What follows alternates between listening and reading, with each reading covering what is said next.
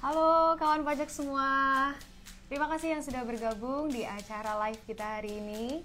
Bagi yang belum bergabung, mungkin bisa ajak-ajak lagi teman-temannya, saudara-saudaranya, atau mungkin keluarganya untuk join di live kita hari ini, karena kita hari ini akan memberikan informasi yang tidak kalah penting dari episode-episode Text Live sebelumnya. Jadi segeralah kita ajak-ajak untuk gabung di acara Text Live kita hari ini.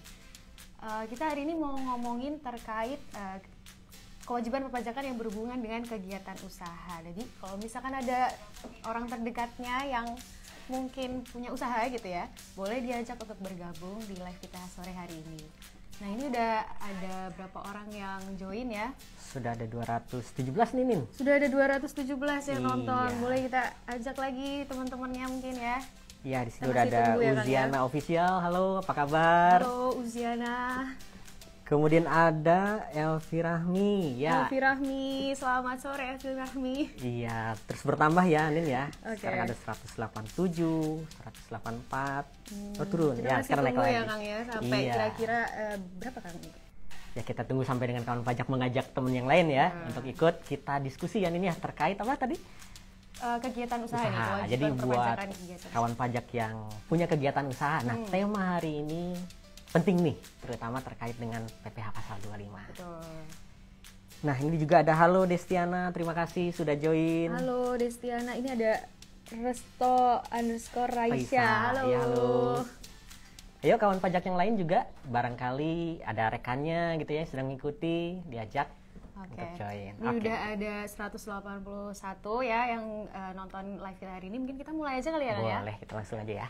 Sebelum kita mulai nih, biasanya ada pantun terlebih dahulu nih kalau Text Live. Saya mau pantun juga nih.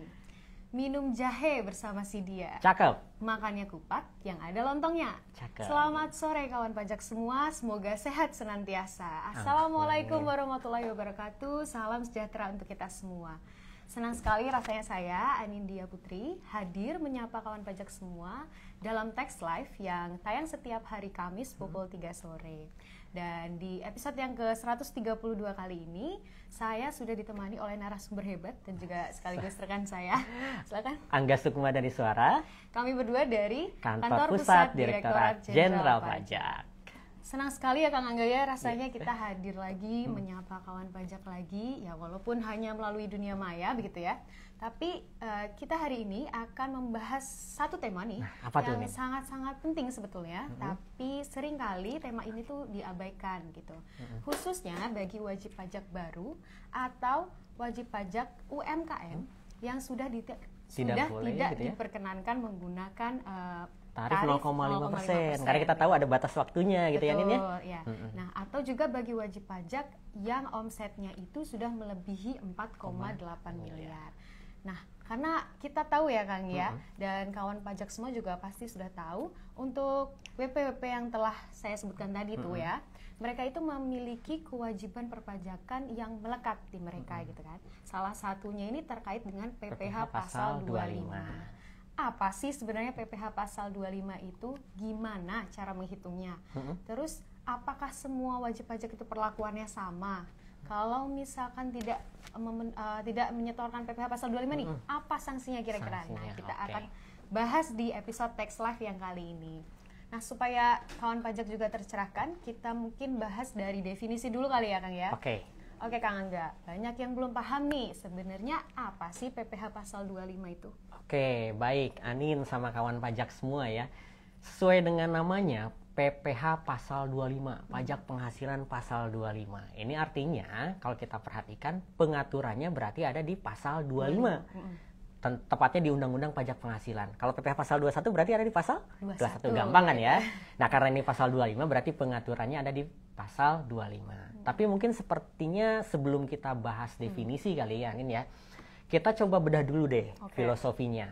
Kenapa sih kawan pajak kita semua harus atau misalkan ada angsuran yang namanya PPh Pasal 25. Nah, seperti kita ketahui ini Anin sama kawan pajak semua gitu ya, ketika ada sebuah regulasi ataupun mungkin kebijakan pajak, itu kan pasti selalu ada asbabun nuzul gitu ya. Pasti kalau kita perhatikan di setiap pengaturan ada menimbang, mengingat, atau memperhatikan. Nah, kalau kita ngomongin PPh pasal 25, pasti asbabun nuzulnya bisa kita tarik ke asas pemungutan pajak. Nah, pernah dengar kan ya? Atau pernah baca mungkin terkait dengan asas pemungutan pajak? Iya. Saya ingat nih Kang, waktu saya kuliah dulu nih sering banget nih dosen saya membahas terkait asas-asas pemungutan pajak. Kalau nggak salah nih ada 4 asas nih ya, namanya itu istilahnya kalau nggak salah formexing. Gitu ya. Mantap, bener banget. Masih inget ya? Masih mata pelajaran kuliah nih dulu nih. Iya. Ya benar, dulu ada yang namanya Adam Smith. Ini kalau pemain Manchester United juga ada tuh dulu Adam Smith, tapi bukan pemain Manchester United ya. Ini Adam Smith ini adalah filsuf atau ekonom asal Skotlandia. Dia ini salah satu tokoh yang berpengaruh gitu ya di bidang ekonomi, atau biasa dikenal juga dengan Bapak Ilmu Ekonomi Modern. Nah, itu mungkin kawan pajak yang mahasiswa ini paham banget lah terkait dengan ini. Nah, Adam Smith ini dia memperkenalkan 4 asas nih dalam pemungutan pajak gitu ya. Yang pertama ada yang namanya asas keadilan atau equality. Kemudian yang kedua apa? Kepastian hukum atau certainly. Kemudian yang ketiga ada namanya kenyamanan pembayaran atau convenience of payment. Sama yang terakhir itu yaitu efisiensi. Jadi apa aja tuh Kang maksudnya tuh? Kita bahas satu-satu mungkin ya. Kita coba bedah ya satu-satu ya. Dari yang pertama nih keadilan. Keadilan atau equality. Simpelnya gini, keadilan itu artinya pajak itu harus dibayar sesuai dengan kemampuan ekonomi dari masing-masing individu. Makanya kita kenal gitu ya, kalau misalkan di PPh pasal 21 itu ada yang namanya pajak progresif. Semakin tinggi penghasilan seseorang, maka semakin tinggi juga pajak yang harus dikenakan. Ya sebaliknya, ketika misalnya ada kawan pajak atau mungkin orang pajak yang orang yang nggak mampu gitu ya, maka tentunya tidak dikenai pajak. Makanya kita kenal ada yang namanya konteks PTKP atau penghasilan tidak kena pajak. Nah, itu dari sisi keadilan. Selanjutnya kepastian. Kemudian yang kedua, kepastian. Nah, jangankan urusan pajak kita ya kalau ngomongin kepastian ya. Wanita juga butuh kepastian bukan? Betul banget. Nah, ya kepastian ini nih kawan pajak itu menekankan bahwa wajib pajak ini harus tahu berapa sih atau gimana sih sama kapan sebenarnya mereka ini harus membayar pajak. Kita ambil contoh misalnya pas gajian deh, karyawan gajian. Berapa sih PPh pasal 21 setiap bulan yang harus dipotong atau dibayar oleh si pegawai tersebut gitu ya. Ada yang namanya diperkenalkan TER atau tarif efektif rata-rata gitu ya. Kemudian gimana cara motongnya? Kemudian gimana atau kapan sebenarnya si pemberi kerja ini harus setor hasil pemotongannya dan seterusnya. Tentu harus ada pengaturannya dan di sini ada kepastian di sana. Itu yang kedua terkait dengan kepastian. Yang ketiga adalah terkait dengan kenyamanan. Ya, selain kepastian wanita juga butuh kenyamanan bukan? Sama. Pajak juga sama gitu ya. Bahwa kalau kita ngomongin cara pembayaran pajak, yaitu harus mudah gitu ya, supaya nyaman wajib pajaknya. Tidak menyulitkan wajib pajak dan yang terpenting nih Nin, pengenaan pajak itu harus dikenakan di saat yang tepat. Contohnya gini. Misalnya Anin dapat gaji, kan megang duit tuh ya. Maka saat yang tepat untuk memotong pajak ya saat Anin megang uang itu kan? Iya, betul. Maka secara psikologis ketika Anin mau membayar pajak atau dipotong oleh pemberi kerja mungkin tidak terlalu berat gitu kan ya rasanya ya. Sekarang bayangin gini, kalau misalnya Anin nerima gajinya sekarang. Kemudian kan Anin butuh buat jajan, buat makan, buat skincare gitu ya, ataupun kebutuhan rumah tangga. Lalu misalnya pajaknya baru ditagih di akhir tahun. Pas Anin lagi nggak punya uang. Kira-kira gimana nih secara psikologis? Berat nggak? Berat dong ya, karena uangnya udah habis duluan nih. Nah, makanya supaya tidak timbul keengganan untuk membayar pajak, secara psikologis juga tidak berat, maka pajak ditagih di saat yang tepat, yaitu saat menerima penghasilan. Yang terakhir itu adalah efisiensi. Simpelnya ginilah, efisiensi itu jangan sampai biaya pemungutan pajak itu lebih besar dari nilai pajak yang berhasil dikumpulkan gitu ya. Tadi ada 4 ya. Jadi pada dasarnya nih setiap pengambilan keputusan itu sebenarnya atau penyusunan regulasi perpajakan gitu ya Kang ya. Pasti akan mempertimbangkan ke-4 asas tadi gitu ya. Iya, bener banget. Dan kembali lagi ya ke topik pembahasan kita kali ini seperti yang di belakang layar kita. Dari asas-asas tadi, makanya ketika misalnya utang dalam 1 tahun, supaya bayar pajaknya ini nggak berat di akhir tahun, maka pelunasannya ini bisa melalui beberapa cara. Pertama, yang paling umum, biasanya melalui pemotongan pemungutan (output). Contohnya, tadi ketika Anin misalnya menerima gaji, kan dipotong oleh pemberi kerja. Berarti konsep output di situ. Kemudian yang kedua, melalui pembayaran pajak yang dilakukan sendiri. Contohnya apa? Contohnya UMKM misalnya gitu ya? UMKM, betul. UMKM yang setor sendiri. Termasuk angsuran PPh pasal 25 yang menjadi objek pembahasan kita pada teks slide kali ini. Nah, secara definisi, ya balik lagi ke pertanyaan awal Anin. Definisinya, jadi kalau kita boleh sederhanakan, angsuran PPh 25 sendiri ini secara sederhana bisa dibilang bahwa sebagai pembayaran pajak di muka atau prepayment, di mana pembayaran pajak ini dilakukan setiap bulan. Tujuannya apa? Satu, wajib pajak tidak terlalu terbebani nih dengan beban pajak di akhir tahun. Kemudian yang kedua, negara juga punya dana yang berkesinambungan, tentu untuk membiayai program-program belanja yang sudah direncanakan gitu ya, misalkan untuk belanja biaya operasional sekolah, itu subsidi dan lain sebagainya. Seperti itu. Jadi seperti itu ya kawan pajak ya, gambaran umum atau definisi umum lah dari PPh pasal 25 itu sendiri dah. Tapi selanjutnya nih Kang, mungkin kawan pajak juga penasaran nih, gimana sih cara menghitungnya PPh pasal 25 ini, apakah sulit atau rumit gitu? Bisa dijelaskan? Kalau kita bedah nih kawan pajak, pasal 25 ya Undang-Undang PPh, angsuran pajak tahun berjalan yang harus dibayar sendiri oleh wajib pajak setiap bulan kan ini didasarkan pada PPh terutang menurut SPT tahun lalu. Dikurangi dengan PPh yang sudah dipotong oleh pihak lain. Misalnya apa? Kalau misalkan bicara gaji gitu ya, ada PPh pasal 21, kemudian ada di situ PPh pasal 22, kemudian misalkan ada PPh pasal 23, atau misalnya punya transaksi di luar negeri gitu ya. Ada PPh yang dibayar atau terutang di luar negeri yang boleh dikreditin. Nah, maka untuk menghitung PPh pasal 25 ini dari PPh terutang berdasarkan SPT tahun lalu dikurangi dengan total kredit pajak yang sudah dipotong oleh pihak lain. Baru dibagi 12 atau bagian bulan dalam bagian tahun pajak. Mungkin untuk lebih jelasnya kita coba deh ya simulasi ini. Mungkin dibantu oleh Mas Admin untuk menampilkan contoh kasusnya. Nah, misalnya gini, berdasarkan SPT tahun 2023 nih, Nin. Ada CV atau PT gitu ya. Dia menyampaikan SPT, kemudian dalam SPT tahunan 2023-nya PPh terutangnya sebesar 50 juta. Nah, kemudian dia pernah nih dipotong oleh pihak lain, misalnya PPh pasal 22 20 juta, PPh pasal 23-nya 18 juta. Jadi total kredit pajaknya berapa? 38 juta. Ya, 20 plus 18, jadi 38. Maka, angsuran PPh pasal 25 untuk tahun pajak 2024 adalah nilai PPh terutang tahun lalu, berarti 50 juta, dikurangi dengan kredit pajak yang pernah dipotong pihak lain, 38 juta, berarti sisa berapa? 12 juta gitu ya, dibagi dengan 12 bulan. Artinya, 12 per 12 menjadi 1 juta per bulan. Jadi sebenarnya penghitungannya ini simple ya, gampang gitu ya. Nah, terus gimana nih Kang untuk tahun depannya tuh? Kan batas waktu lapor SPT tahunan itu sendiri tuh kan kalau orang pribadi tuh ya, itu kan di Maret. Betul. Kan? Kalau untuk badan ada di bulan April. Betul. Nah, gimana nih angsuran PPh pasal 25-nya untuk masa Januari sampai dengan masa Maret atau April itu tadi deh? Karena kan SPT-nya sendiri itu kan belum dilaporkan, jadi PPh terutangnya juga belum diketahui gitu kan? Nah pertanyaan yang cerdas nih. Jadi kalau kita lihat lagi nih, Anin sama kawan pajak semua ya, di pasal 25 Undang-Undang PPh, besar angsuran untuk bulan-bulan sebelum SPT disampaikan, sebelum batas waktu penyampaian SPT, itu nilainya sama dengan angsuran pajak untuk bulan terakhir dari tahun pajak yang lalu.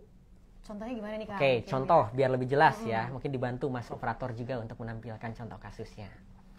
Nah, dari kasus tadi gitu ya, misalnya kan tadi sudah kita ketahui angsuran setiap bulannya 1 juta.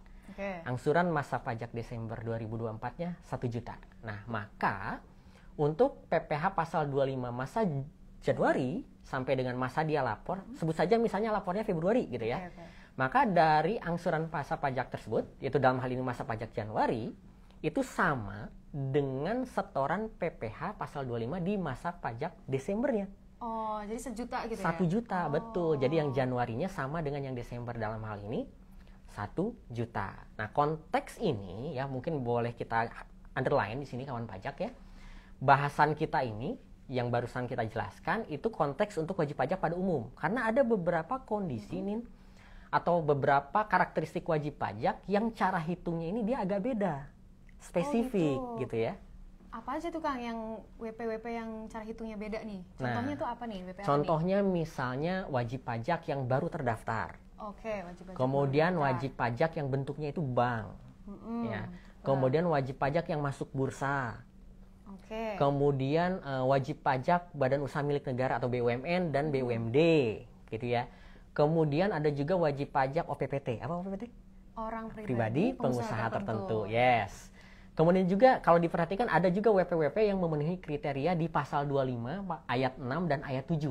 Nah, dia itu cara hitungnya itu spesifik nih, tidak seperti yang tadi kita simulasikan di awal. Oh, oke kan. Tadi kan udah dijelasin nih konsep umum terkait penghitungan PPh pasal 25-nya. Nah, kita coba kulik satu-satu kali ya, yang penghitungan secara spesifiknya nih. Kita mulai dari WP baru mungkin ya. Kita coba. WP baru. Dari penjelasan awal tadi kan Kang Angga udah bilang juga ya, angsuran itu dilihat dari SPT yang disampaikan di tahun lalu. Betul. Nah, tapi gimana nih kalau khusus case WP baru ini kan dia baru daftar, berarti kan tahun lalu ini dia belum menyampaikan SPT tahunan dong. Nah itu gimana tuh? Dia dapat hitungan PPh pasal 25-nya dari mana nih? Nah, logik berpikirnya bagus nih, keren ya. Makanya kenapa nih buat WP baru, wajib pajak baru, itu angsuran PPh pasal 25-nya itu ada pengaturan sendiri. Seperti yang Anin sampaikan, kan dia belum menyampaikan SPT nih, jadi belum tahu PPh terhutang. Makanya ada pengaturan tersendiri. Tapi kalau kita ngomongin WP baru ya Nin ya, skupnya ini luas nih. Bisa saja si WP baru ini juga dia bentuknya bank atau BUMN, BUMD, masuk bursa, OPPT gitu ya, orang pribadi pengusaha tertentu, atau WP lain yang memang dia punya kewajiban untuk melaporkan misalnya laporan ke OJK. Termasuk juga misalkan dalam konteks penggabungan, peleburan, pemekaran, pengambil alihan, ataupun berubah bentuk usaha. Nah mungkin karena keterbatasan waktu gitu ya di Tax Live gitu ya, pembahasan kita coba sebutin lagi gitu ya, untuk WP baru ini baik itu orang pribadi ataupun badan di luar yang jenis-jenis yang barusan saya sebutkan. Contoh kasus lah misalnya ya, 1 Januari 2024 Anin bikin PT, sebut saja namanya PT Cinta Kasih gitu ya. Biasanya Anin waktu sebagai direktur ketika mau daftar NPWP ke KPP kan suka ada pilihan tuh ya saat mendaftar, entah itu melalui IREG ataupun datang langsung ke KPP, suka dikasih pilihan. Ada 2 pilihan biasanya. Apa aja tuh? Masih inget nggak? Kalau aku mau daftar ya, jadi PT nih. Yes. Biasanya itu pasti akan ditanya dulu nih, apakah mau menggunakan tarif umum atau mau menggunakan tarif yang 0,5% nih kalau nggak salah gitu sih kan? Yes, bener banget. Jadi ada 2 pilihan. Apakah mau menggunakan tarif umum atau dikenakan PPh final yang 0,5%. Kalau misalnya Anin PT tadi memilih untuk menggunakan skematik PPh final 0,5%, berarti kan Anin ataupun kawan pajak semua setiap bulan kan simple, tinggal bayar aja 0,5% dari omset di bulan yang bersangkutan. Bahkan kalau Anin bentuknya ini bukan PT atau CV, misalkan orang pribadi nih gitu ya, kemudian omsetnya di bawah 500 juta, malah di undang-undang yang terbaru gitu ya, belum dikenai pajak. Karena batasnya itu 500 juta ya. Kalau belum melewati omset 500 juta maka belum dikenai pajak penghasilan. Pokoknya untuk detail ini nanti kawan pajak bisa cek lagi deh gitu ya di Real Ditjen Pajak RI terkait dengan detail pembahasannya. Nah, bedanya kalau misalkan Anin waktu daftar baru milihnya adalah menggunakan tarif umum, bukan tarif PPh final. Maka perusahaan yang Anin dirikan yaitu tadi PT Cinta Kasih itu terikat pada kewajiban penyetoran PPh pasal 25. Nah, sementara tadi kita sudah diskusikan bahwa dasar angsuran PPh pasal 25 itu dilihat dari SPT yang disampaikan. Padahal dia belum pernah menyampaikan karena WP baru. Iya, betul. Makanya untuk kasus seperti ini, untuk WP baru seperti ini, sepanjang tahun 2024 misalnya ya, besaran angsuran PPh pasal 25-nya ditetapkan nihil. Artinya tidak ada pembayaran.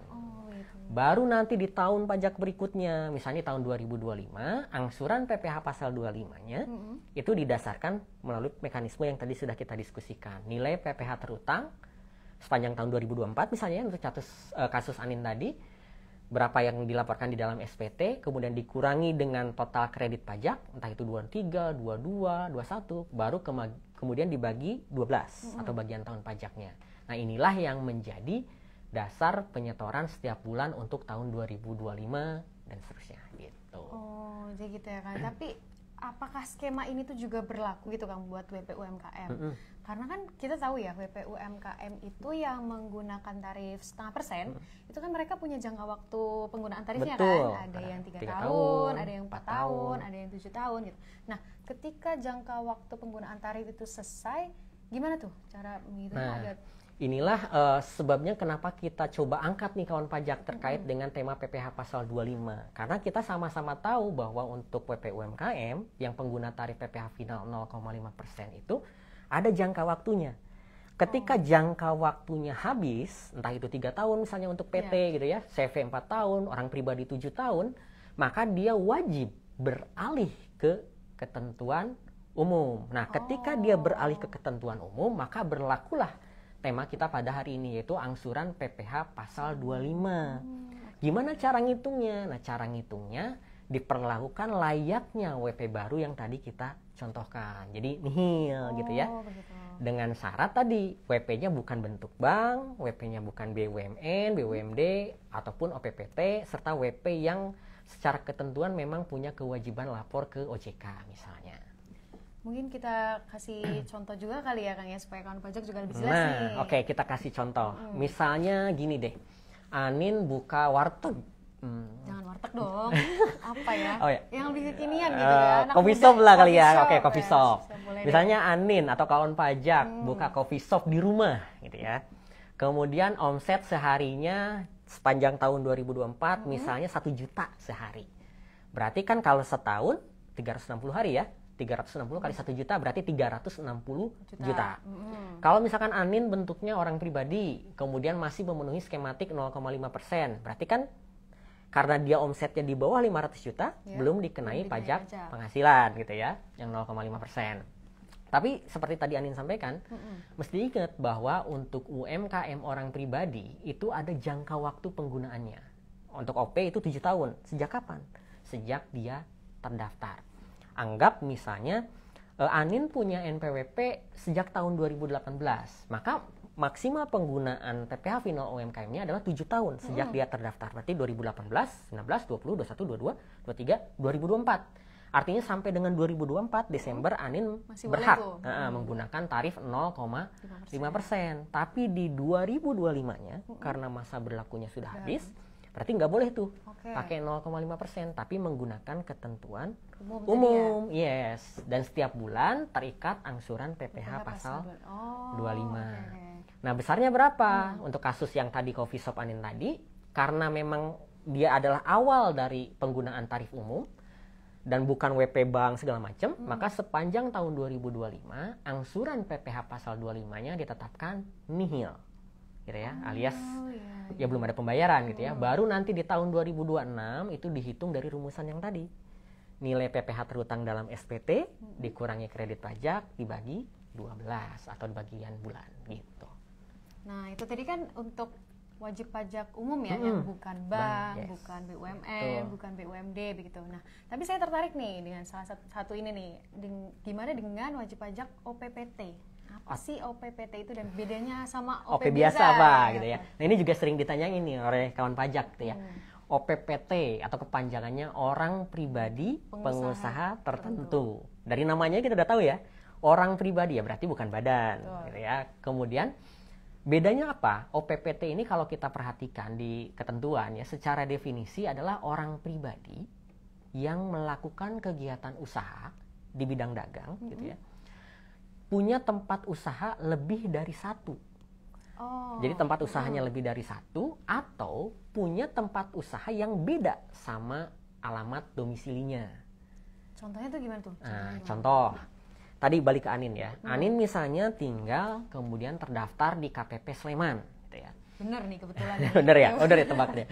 Kemudian buka coffee shop Anin ini di misalnya SCBD. Boleh. Mana lagi? Gandaria gitu ya. Boleh. Pondok Indah biar elit lah sekaliannya. Maka karena Anin punya tempat usaha di berbagai tempat, lebih dari satu, kemudian Anin adalah orang pribadi, secara karakteristik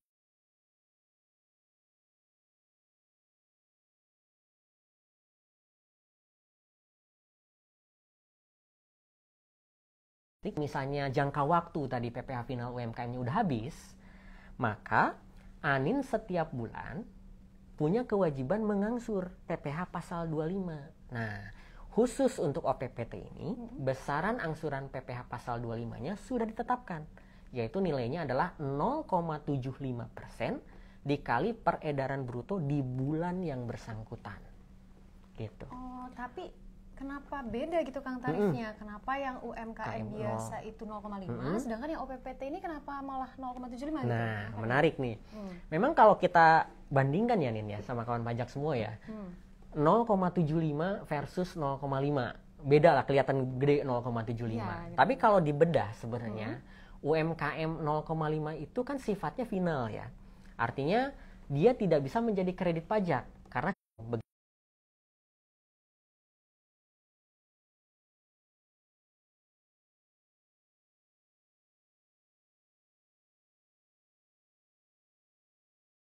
sifatnya tidak final nih. Artinya kalau tidak final, pembayaran setiap bulannya ini bisa diperhitungkan di akhir tahun sebagai kredit pajak. Oh, bisa mengurangi gitu berarti. Betul. Ya? Jadi kalau misalkan nanti pas Anin lapor SPT tahunan orang pribadi, kemudian setelah menghitung PPh terutangnya ternyata lebih besar daripada kredit pajaknya, termasuk karena kelebihan angsuran 0,75% tadi, maka Anin berhak meminta kelebihan pembayaran tadi ke kantor pajak. Karena lebih bayar tadi ya? Betul, kalau lebih bayar ya pasti akan dikembalikan. Nanti tinggal memilih aja mau melalui pengembalian pendahuluan atau melalui restitusi. Gitu, jadi bedanya di situ. Oh, oke Kang. Nah, sekarang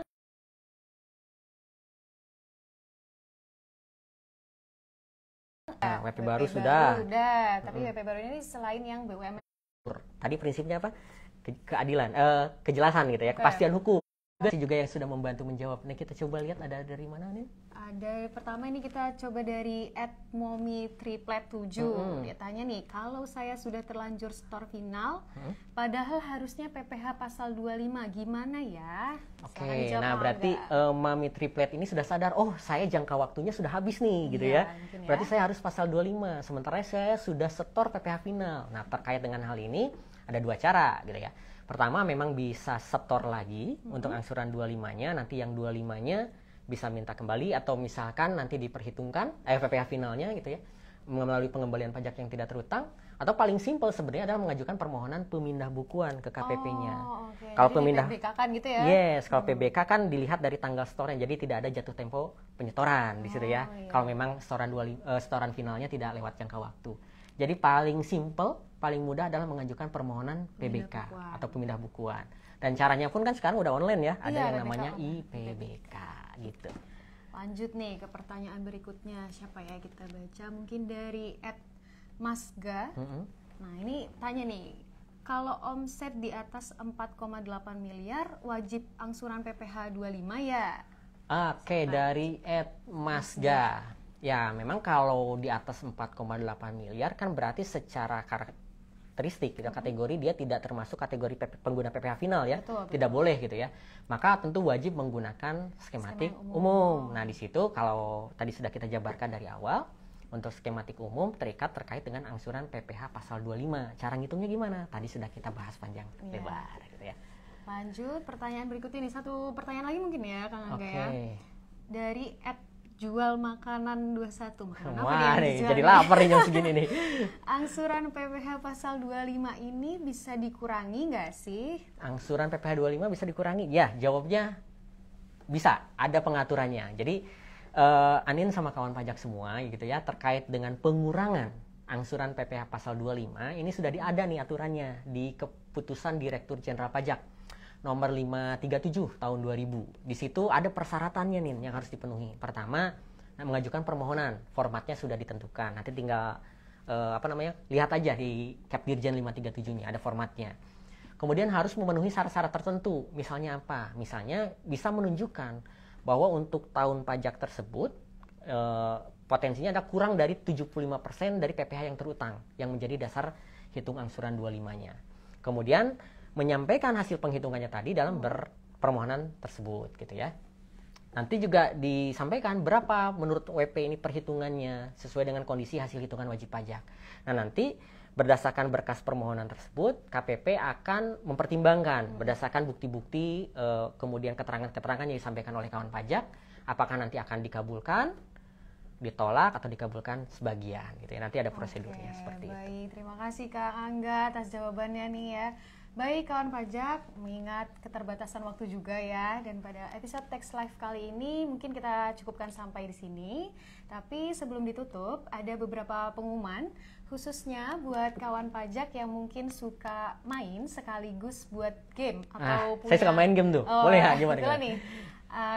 Atau punya hobi berkreasi gitu ya. Nah, dalam rangka meningkatkan kesadaran pajak generasi muda sekaligus memperingati Hari Pajak tahun 2024, Direktorat Jenderal Pajak menyelenggarakan kegiatan Lomba Tutur Pajak 2024. Ada 2 jenis lomba nih Kang yang diselenggarakan. Yang pertama apa nih? Pertama ada Lomba Cipta Game Edukasi Pajak Anak Usia Dini. Dan juga kedua Lomba Buku Digital Cerita Bergambar dan Bersuara Edukasi Pajak Anak Usia Dini. Temanya ada? Dengan tema, ada temanya dong. Semangat berbagi untuk negeri namanya. Semangat berbagi untuk negeri gitu ya. Siapa nih yang boleh ikut lomba ini? Ya. Lomba ini terbuka untuk siswa atau pelajar atau mahasiswa dan masyarakat umum juga boleh. Berarti kalau saya mahasiswa boleh ya? Sebagai masyarakat umum juga boleh? Boleh banget. Tadi suka main game kan?